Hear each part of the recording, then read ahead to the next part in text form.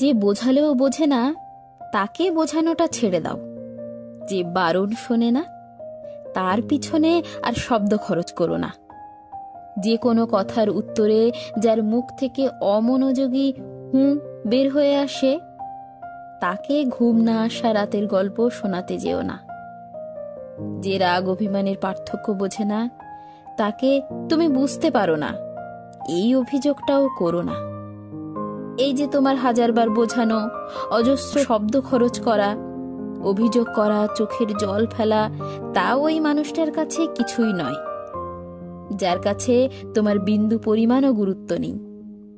তাই তোমার যা করার তা হলো সেখান থেকে নীরবে প্রস্থান। মরে যাওয়া গাছের জন্য জল বা যত্ন কোনোটাই কাজে আসে না, আর না পারে তাকে বাঁচিয়ে তুলতে। তোমায় অবহেলা করা মানুষটাও ওই মরা গাছের মতোই, যার জন্য যত যা করো তাতে তার কিছুই যাবে আসবে না। মনে রাখবে, গুরুত্বই সব। এজন্য তুমি তাকেই গুরুত্ব দেবে যে এর যোগ্য, যে এর মর্ম বোঝে। আর যে জানেই না গুরুত্ব কি, কেবল জানে অবহেলা, তার জন্য একটা শব্দও খরচ নয়।